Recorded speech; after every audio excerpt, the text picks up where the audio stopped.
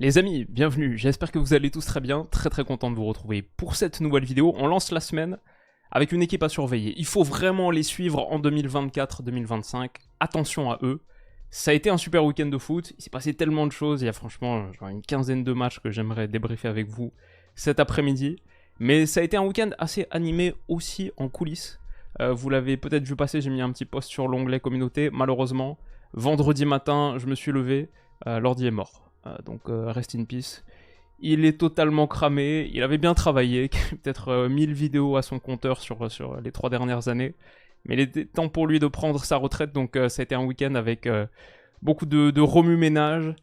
Vite acheter un nouvel ordinateur en vitesse, tout remettre à niveau, mes paramètres, ma configuration, etc.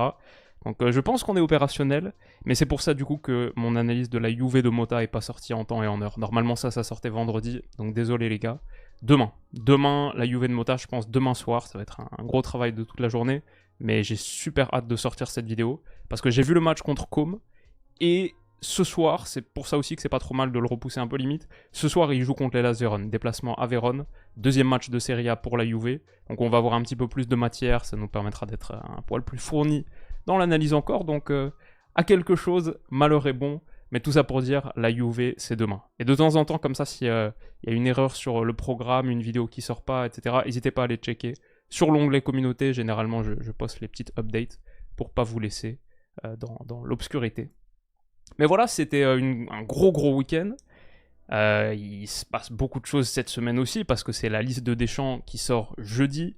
Ce même jeudi, tirage au sort de la Champions, donc on va enfin savoir, ça va rythmer un petit peu l'actualité de la chaîne cette semaine, on va débriefer, présenter un petit peu la manière dont ce tirage est fait, ce qui pourrait se produire, etc. Et après, bien sûr, analyser les gros matchs qui sortiront forcément, des très gros matchs, j'en ai parlé un petit peu en début de saison déjà, pour présenter cette Champions, son format. Mais voilà, ça c'est cette semaine. En attendant, je voulais vous faire un petit épisode spécial sur une équipe qui m'intéresse beaucoup. Mais si vous réussissez à deviner qui c'est, juste à la silhouette de la miniature, bon bah vous êtes très fort, bravo. Je vous laisse encore 3 secondes. L'équipe qui m'intéresse beaucoup sur ce début de saison, c'est Brighton. Le Brighton de Fabian Hürzeler. On en a déjà parlé un petit peu il y a quelques semaines, quand on présentait les joueurs à suivre, etc. Et du côté de Brighton, Fabian Hürzeler, c'est un des coachs à suivre de la saison. 31 ans, ça fait de lui l'entraîneur le plus jeune de Première Ligue, l'entraîneur permanent le plus jeune de Première Ligue. C'est vrai, il y a Ryan Mason qui était un petit peu plus jeune quand il était l'intérimaire de Tottenham, mais il n'a pas été entraîneur depuis, il a que des jobs d'intérimaire. Alors que ouais, Fabian Hürzeler, à 31 ans, il a 5 joueurs dans son effectif qui sont plus âgés que lui. Il arrive de St. Pauli en Allemagne, et c'est une des histoires très intéressantes de cette saison en PL. Ça c'est la première chose. L'année où il perd de 2 Herbie, le coach qui vient derrière est aussi hyper intéressant. La deuxième chose, c'est que ça joue très bien, et on va le montrer. La troisième, c'est que le mercato qui est en train de faire Brighton, c'est le 4e plus expansif d'Europe. 171 millions dépensés déjà, c'est la même hauteur à peu près, c'est un peu plus encore que le PSG, Manchester United, voilà, il n'y a que 3 clubs qui sont au-dessus. 170 millions, le mercato le plus dépensier de leur histoire, l'acquisition la plus chère de leur histoire qu'ils ont fait. Ils sont séparés de Denis Undav, Pascal Gross, bien sûr, la grande légende de Brighton, Pascal Gross, qui est le meilleur buteur, le meilleur passeur, le premier buteur aussi de l'histoire du club en PL, parce que Brighton en PL, en première division, c'est un phénomène assez récent.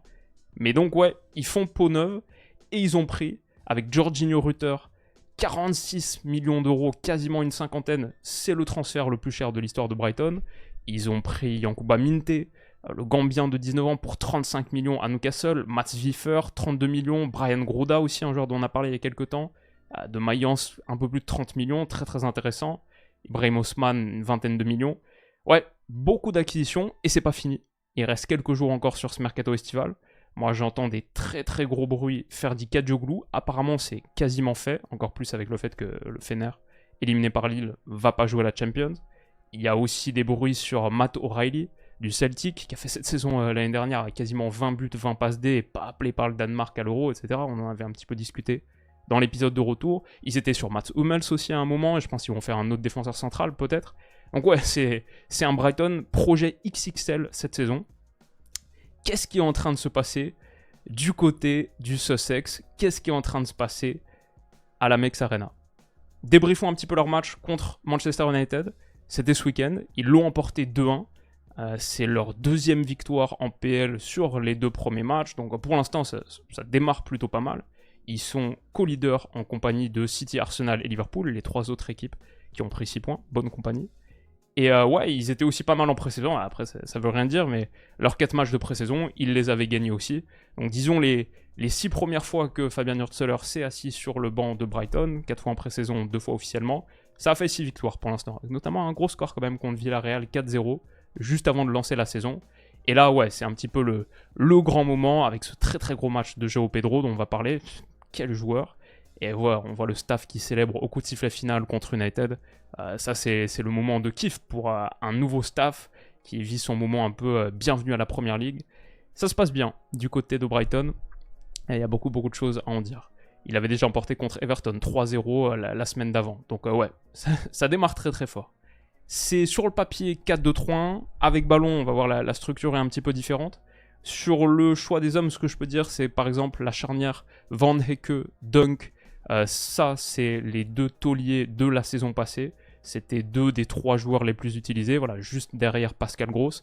Mais ils étaient ici, Dunk et Van Hecke, Jan-Paul Van Hecke. Veltman, latéral droit. Hinchelwood, latéral gauche. Plutôt un milieu central, mais ça c'était son poste contre United.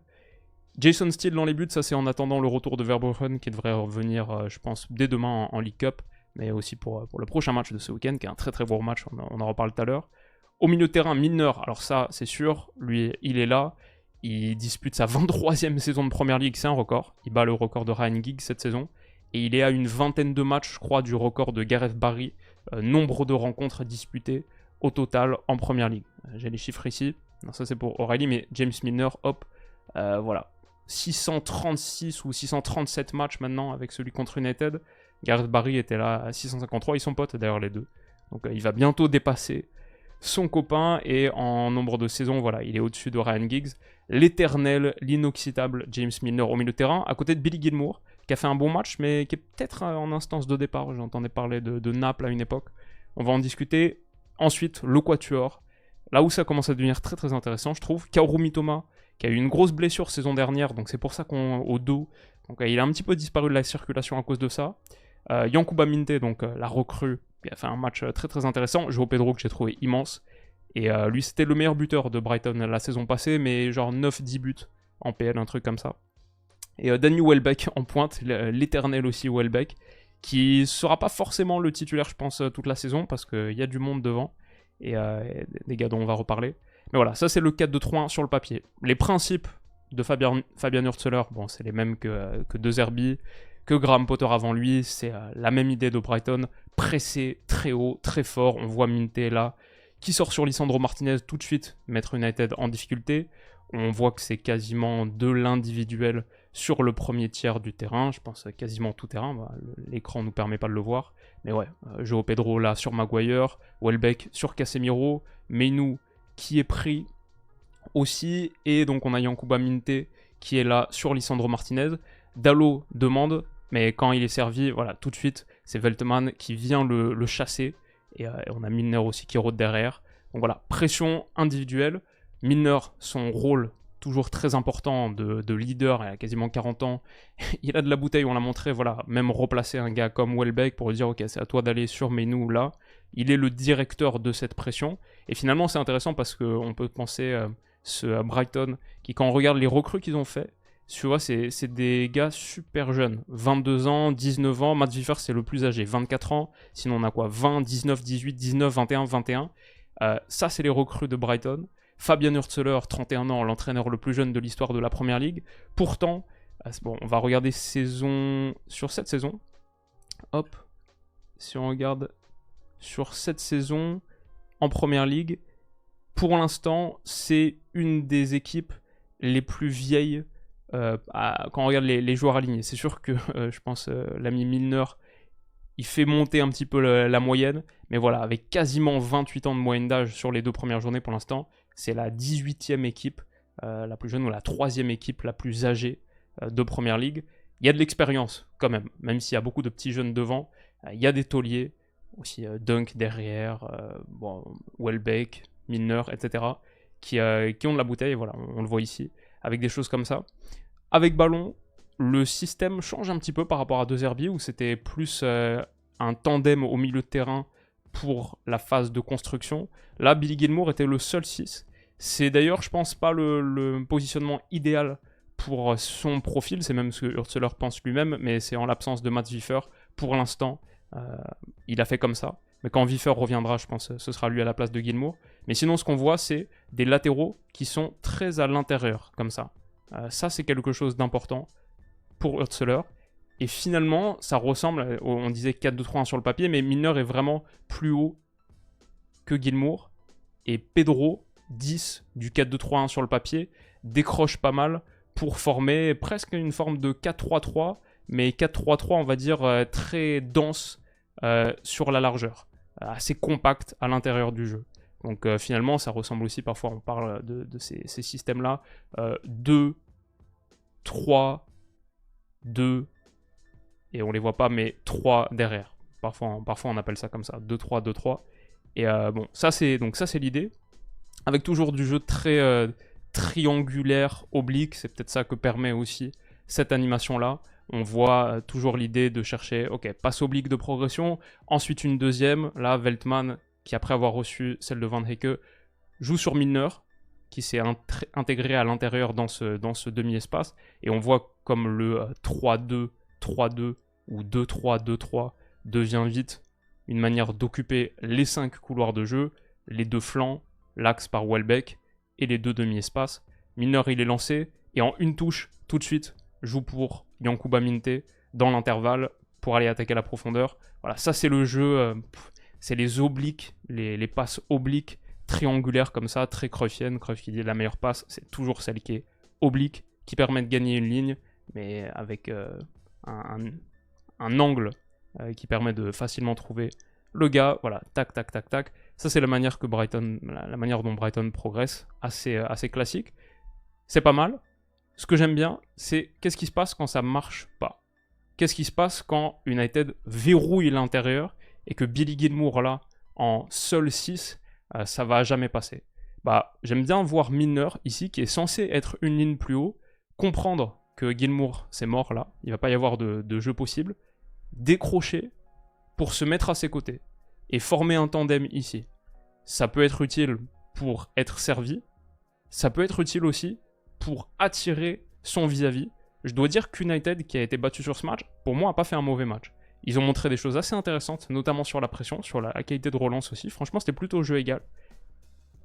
Mais sur la pression, quand tu sais que tu as un gars comme Casemiro, par exemple, qui vient de chasser, parce que Milner est censé être une ligne plus haut, et bah avec son intelligence, avec son expérience, il vient, il l'attire, et ça permet à Steele, qui a montré plutôt de bonne qualité au pied aussi, d'aller chercher une ligne par-dessus dans le dos de Casemiro. Je trouve très très bien fait. Welbeck, l'appui sur Veltman, et comme on dit, le jeu en troisième homme, la triangulation, le jeu oblique. Il y a des possibilités comme ça sur la phase de relance, et là on voit, ouais, ça c'est un très très bon Brighton. Ça pour moi c'est ce qu'ils sont capables de faire de mieux. Donc, quand on parle de leur qualité, on doit parler à la fois la pression, la phase de construction. Contre United ce week-end, le match de João Pedro aussi. João Pedro, je trouve le gars qui débloque quasiment tout. Brighton, sur leur mercato de la saison passée, je crois que c'est là qu'ils avaient pris João Pedro. Ils l'avaient pris 35 millions. C'était une grosse acquisition depuis Watford. Ils avaient pris Baleba aussi, on va en parler. Baleba qui est très très sympa, je trouvais. Enfin, une bonne entrée. Mais voilà, le jeune João Pedro, qui a qui va bientôt avoir 23 ans. 1m88, international brésilien avec une sélection. Il a marqué son but. Hop, il était pas mal contre Everton aussi. Mais voilà, Watford, ok, hop, il a explosé maintenant depuis qu'il a rejoint Brighton. João Pedro, je trouve, c'est vraiment pas mal. Le positionnement sur le papier, donc, comme on disait, il est ici, avec ballon, c'est un 10 qui se met un petit peu comme un 8 en fait. Un petit peu, comme vous voyez, sur la même ligne que James Milner, une ligne plus haute que Billy Gilmour, même hauteur que Milner, mais très fluide, très libre, et il peut beaucoup dézonner aussi. Par exemple là, il n'y a pas de jeu direct, Gilmour est un petit peu pris à l'intérieur, Pas de trop de possibilités faciles pour Dunk de le trouver pour progresser. Du coup, on voit João Pedro qui dézone, qui vient se mettre à gauche. Ok, maintenant il peut être face au jeu. Et je trouve qu'il a à la fois une qualité de percussion, de déplacement, mais aussi de vision pour aller chercher. Franchement, pas si commun pour son profil, tu dirais sur le papier. Pour aller chercher, boum, une ouverture comme ça, autre côté, pour minter. Et ça, c'est fort. Je trouve Brighton utilise très bien toute la largeur avec des joueurs qui sont bon, à la fois techniques, vifs, Mitoma, Minte, Pedro, mais aussi intelligents, qui occupent les bonnes zones, qui savent aller trouver le jeu à l'opposé. C'est, je pense, un prérequis important pour jouer à Brighton, l'intelligence tactique, la compréhension du jeu. Et João Pedro, il a montré de très très belles dispositions, j'ai trouvé. Derrière, voilà, il y a un contre un dangereux à jouer. Pour Minte face à Dalot, ça donnera rien. Mais je trouve que c'est une bonne occasion générée à partir de juste ça, où c'était un petit peu bloqué, un petit peu verrouillé. Hop, décrochage, je prends l'information, j'allonge à l'opposé, et c'est hyper dangereux. J'ai vu aussi début de seconde période, il a fait un rush, il a pris le ballon à la médiane, hop, deux joueurs sincères, il a des vraies qualités de déplacement. J'ai vu aussi des choses comme par exemple, style, j'ai mis un petit 1 là parce que c'est le premier joueur à toucher le ballon, appui sur Welbeck, Pedro en troisième homme. 1, 2, 3, Pedro trouvé sur la déviation en troisième homme. Là, ça ressemble en vrai au cas de 3-1, dans une position assez axiale, juste sous Welbeck. Et derrière, il a la capacité d'accélération pour battre son vis-à-vis. Je crois que c'est Casemiro, ouais, effectivement, il le tue, le pauvre. Et derrière, c'est hyper, hyper dangereux. Ouais, là, c'est grosse occasion. Je trouve qu'en plus, il la joue bien, parce qu'il repère la course de Milner, là, qui est venu d'une position plus basse, qui était ici, et il va passer devant Maguire, il lui met parfaitement dans la course, et c'est une très très grosse occasion derrière pour Milner. Il faut Dalot qui dégage sur sa ligne. Mais ouais, très bien senti je trouve par Pedro, qui dans la continuité de cette action en plus, pour ne rien gâcher, va aller harceler Casemiro et le tuer une deuxième fois pour la récupération à 40 mètres. Très très gros match, actif, derrière une passe dangereuse en plus pour Welbeck, actif sur les deux phases du jeu, qualité technique comme ça pour recevoir, pivoter, dos au but, battre son vis-à-vis, aller gagner un coup franc haut.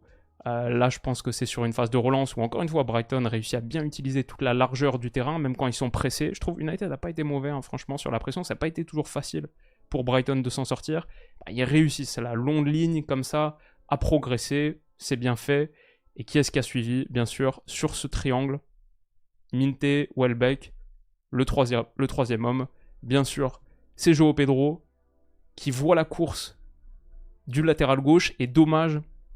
comment il s'appelle? Hinchelwood. Dommage le petit... je sais plus si c'est exactement ça. Vérifions quand même. Hop. Bientôt il sera remplacé par Kadioglu, je crois donc. Hinchelwood, ouais, c'est ça. Jack Hinchelwood. Un petit anglais de 19 ans qui l'a joué latéral gauche. Apparemment son poste c'est plutôt latéral droit et parfois au milieu de terrain. Je pense que là, l'action meurt un peu sur lui. Il n'a pas été énorme, il n'a pas fait un très très gros match. Mais moi, je voyais cette action-là en regardant le match ce matin. Et je me dis, ok, cette action avec Kadioglu, qui est un latéral gauche droitier, qui, on se souvient, son but contre l'Allemagne, là, juste avant l'Euro, est vraiment capable d'être menaçant dans le dernier tiers. Là, un Kadioglu qui prend la balle à 25 mètres, avec des courses en profondeur de Welbeck, avec de la largeur à aller chercher potentiellement Mitoma de l'autre côté, ou un renversement, ou même un dribble, ou une frappe extérieure, alors que là, le ballon lui meurt un petit peu, la passe ensuite elle est dans le dos pour Mitoma. C'est mal joué par Jack Hinchelwood, mais cette action-là, avec João Pedro au centre de tout, un 10 sur le papier, mais un joueur très très libre, et capable de beaucoup de choses différentes. C'est ouais, vraiment, vraiment kiffant. En général, Brighton réussit à faire des choses très verticales, tranchantes, comme ça. Ouais, United qui se retrouve vite à courir vers son but. Avec Welbeck qui dévie pour Minte, c'est très très tranchant, en général. Et Minte aussi, qui a pas fait un match parfait, il y a eu du déchet par moment, mais ce qu'il apporte sur la projection. Brighton a aussi beaucoup de qualités en transition, grâce à Minte notamment. Parce qu'après, tout le monde suit aussi, Mitoma, João Pedro, Welbeck. Mais je l'avais vu aussi dans le résumé contre Everton, quand Welbeck là décale Minte, et qui bat Mykolenko en 1 contre 1, centre au second poteau pour Mitoma, c'est comme ça que Brighton marque le 1-0. La qualité de Minte, d'accélération, de 1 contre 1, et la vitesse qu'ils ont sur les flancs avec Mitoma, mais aussi c'est des joueurs, c'est pas vraiment des joueurs longue ligne, ils peuvent vraiment rentrer à l'intérieur dans ce demi-espace, être axiaux et finir en pleine surface. Ça commence à faire, je trouve, un très très beau quatuor de 4-2-3-1, en tout cas des ailes très pertinentes. Et donc, ça c'est les joueurs qui ont joué à la 79e minute entre Julio Enciso, et là j'étais là, ah ouais, Enciso, bien sûr, fin de saison 2022-2023, je me souviens à quel point il avait été fort. Il avait joué une vingtaine de matchs avec Brighton en PL sur la deuxième partie de saison, l'international paraguayen Enciso. Et je me souviens, dans la draft de début de saison dernière, j'en avais parlé, je pense, avec Stan, tu vois, quand on faisait la draft PL, ou en tout cas parmi les joueurs à suivre, un truc comme ça. Malheureusement pour lui, il s'est blessé, je crois, le ménisque. Ouais, déchirure du ménisque, et il a raté quasiment toute la saison. Deuxième match contre les Wolves, il avait donné 2 passes D pour son premier vrai match, quand l'automne il avait joué 2 minutes. Mais derrière, boum, déchirure du ménisque, et il était revenu juste vite fait en fin de saison dernière. Mais voilà, une saison blanche en gros pour Enciso. Cette année, un bon Enciso, ce que ça t'apporte, et je l'ai vu sur des séquences où, je sais pas, Jorginho Rutter est rentré, il y avait encore Pedro, il y avait Simon Adingra aussi, et Enciso, ça c'est ta seconde lame, comme ça dit en NBA, ta second unit, qui joue les autres minutes, entre guillemets, les minutes un petit peu B. C'est pas mal, et derrière Enciso déclenche, et il a sorti une frappe, elle est passée à pas grand chose, elle a rappelé celle qui a gagné, je sais plus si ça avait gagné le trophée de but de la saison en 2022-2023, mais c'était un très très gros but, je crois 38e journée contre City, si je dis pas de bêtises. Peut-être Arsenal, mais je me souviens plus, mais en tout cas, grosse frappe d'Enciso, et il a cette qualité, et juste Brighton a une très très belle équipe, parce que pour l'instant donc, on a parlé de João Pedro, on a parlé de tous ces gars-là, on n'a pas parlé d'Evan Ferguson, qui a 19 ans, est censé être un des avant-centres les plus prometteurs du foot européen, mais qui est blessé, qui n'a pas pu revenir, pas pu jouer encore. On n'a pas parlé de Solly March aussi, qui est un vétéran, mais vraiment pas mal, bon petit joueur de première ligue, qui est blessé, qui n'est pas revenu. Brian Gruda, comme on a dit, c'est une très grosse acquisition pour Brighton, censé être un super joueur, l'international allemand là, venu de Mayence. Il n'a pas joué encore, donc ça c'est encore, ça arrive quoi. Il y a Mitoma comme on a dit, donc qui s'est blessé, et là il peut revivre une très très grosse saison, peut-être. En tout cas il a bien démarré, hein, franchement il était vraiment pas mal pour l'instant. Donc ça c'est encore, ça pousse encore derrière. On n'a pas parlé de Matt Ziffer parce qu'il était blessé pour ce match, mais c'est une grosse acquisition, censé être un crack. Carlos Baleba, il a fait quelques minutes, moi j'ai trouvé très bon. Et je me souviens, Baleba, en Ligue 1, ça me parlait bien déjà, les quelques peu qu'on avait vus. Moi j'aimais bien Baleba. Et Lamptey, ça a un peu baissé depuis un moment, mais je sais pas s'il peut reprendre un poste de titulaire devant un Veltman par exemple. Je sais pas si c'est censé être le cas. J'ai vu que Pervis Estupiñán est blessé. Je sais pas si lui, si Kadioglu arrive, qu'est-ce que ça donne sur la bataille entre les deux. À la rigueur, le poste où peut-être il y a des renforts à faire, défense centrale. Comme on a dit, donc il y a Louis Dunk, il y a Van Hecke, Adam Webster, Igor. Mais ouais, ils m'ont l'air d'être assez chauds pour en prendre un autre. Comme ça parlait beaucoup de Hummels à un moment. Mais voilà, donc ça c'est l'effectif actuel avec quelques autres. Ok. Maintenant, sur ce match, tout n'était pas parfait. Il y avait aussi des lacunes. Comme j'ai dit, je trouve que l'United d'Erik ten Hag a été loin d'être ridicule. Et sur la pression qu'ils ont mise, il y avait des moments où tu dis, ouais, peut-être que Dunk, Van Hecke, balle au pied, parfois ça peut un petit peu trembler. Dunk, quand il est vraiment serré, comme ici, ouais, il s'en mêle un petit peu les pinceaux et ça donne corner. Voilà, ça c'est pas top. Ça c'est une petite faiblesse peut-être d'une équipe qui a beaucoup envie de procéder par des phases de construction basse.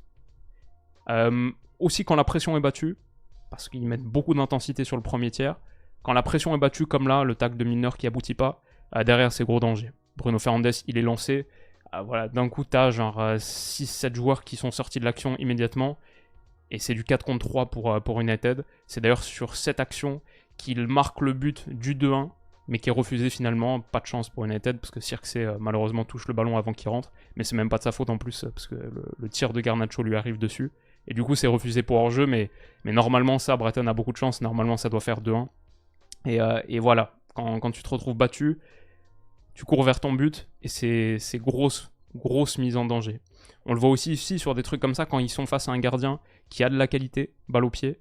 Je vois Mitoma par exemple qui fonce sur Maguire pour protéger la passe courte, mais la passe longue par-dessus, il l'a pas vue. Et Mazraoui, quand il est touché derrière là, hop, comme ça.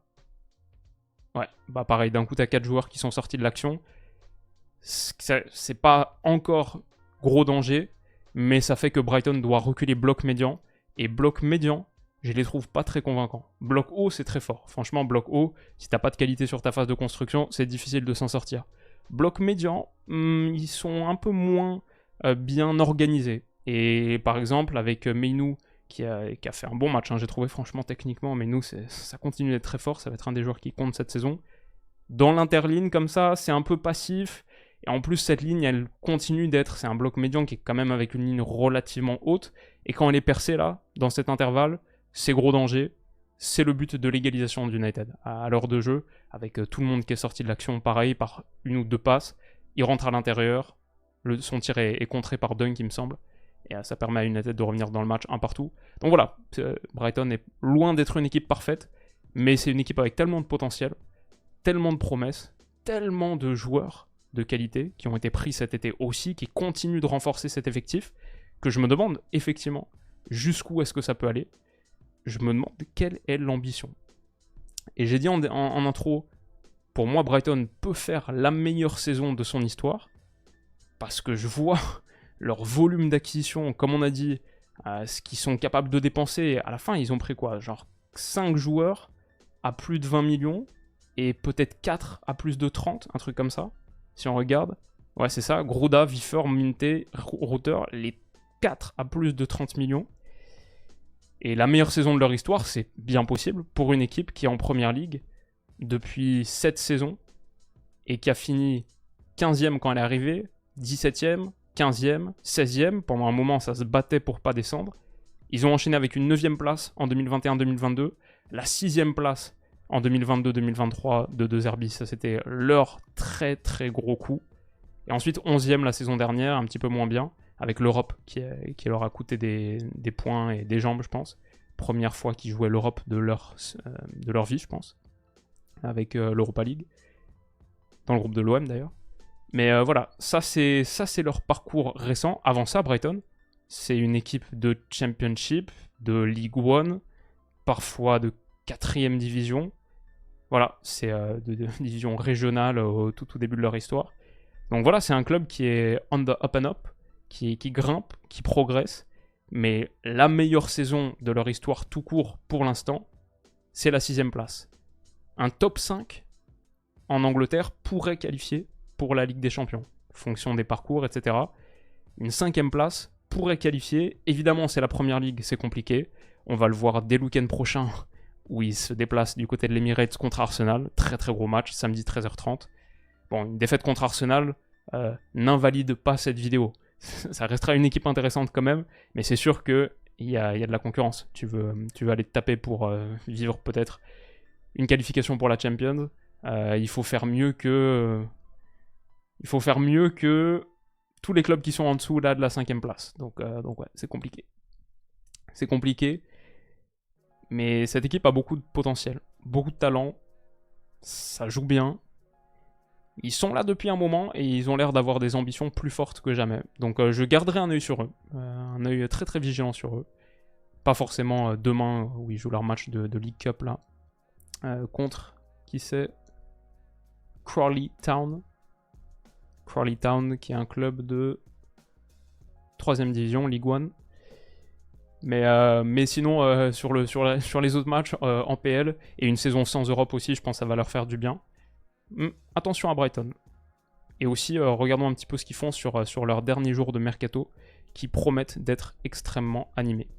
Voilà, je pense que j'ai parlé un petit peu de tout ce que je voulais dire sur les amis du Sussex, du East Sussex, si je ne me trompe pas. Bien sûr, la belle plage de Brighton, il fait pas très beau en ce moment. C'est un temps catastrophique du côté de Brighton ce week-end, je l'ai vu sur le match.